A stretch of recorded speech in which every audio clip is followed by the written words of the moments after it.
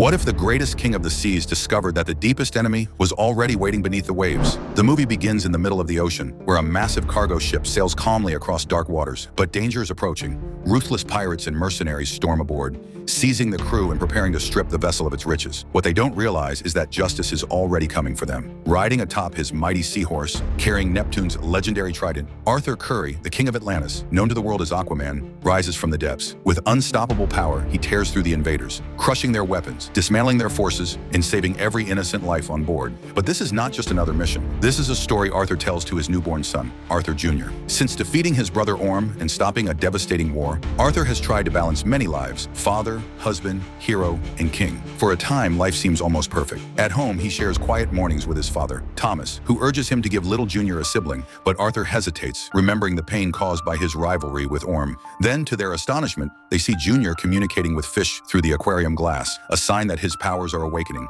Thomas beams with pride. His grandson already carries the legacy of Atlantis. Yet beneath this fragile peace, a storm is gathering. Far away, an old enemy rises once more. David Cain, better known as Black Manta. Once defeated, his armor destroyed, his hatred has only grown. He blames Aquaman for his father's death, and he will never stop until Arthur is destroyed. Cain finances a dangerous expedition to Antarctica, accompanied by Dr. Shin, a scientist obsessed with the mysteries of Atlantis. In the frozen wasteland, seismic tremors split the ice, revealing a buried cavern, but inside lurks a horror, a monstrous kraken with titanic tentacles that seizes Shin's assistant and drags him screaming into the abyss. When Cain arrives, he discovers something far darker, a broken trident whispering with the voice of an ancient spirit. Drawn by vengeance, he fuses the weapon back together, unleashing a curse that grants him terrifying new power. The trident promises him strength to annihilate Aquaman and Atlantis itself. Black Manta accepts without hesitation, emerging from the icy waters as its new master, armed with a force capable of reshaping the oceans. Months later, Arthur, striking with Neptune's trident, father and son are reunited, but the battle has only begun. In a furious clash, Aquaman and Manta duel with everything at stake. Blades flash, the trident burns with unholy light, and the ice trembles with their fury.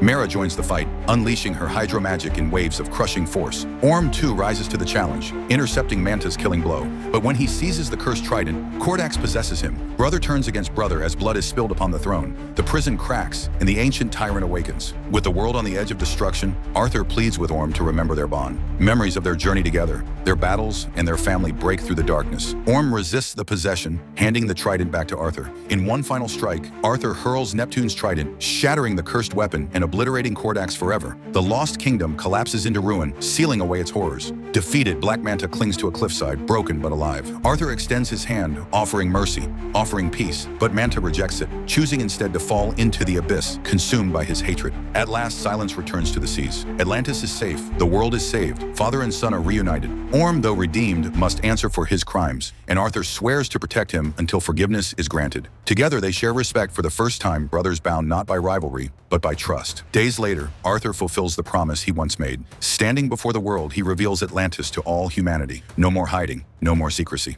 The ocean and the surface will stand together, guided by a king who is also a hero, a husband, and a father. The reign of Aquaman begins a new chapter, one of hope, unity, and strength. So what did you think of Aquaman and the Lost Kingdom? Let me know in the comments. And if you enjoyed this epic recap, don't forget to like, subscribe, and join us for more incredible stories brought to life. Until next time.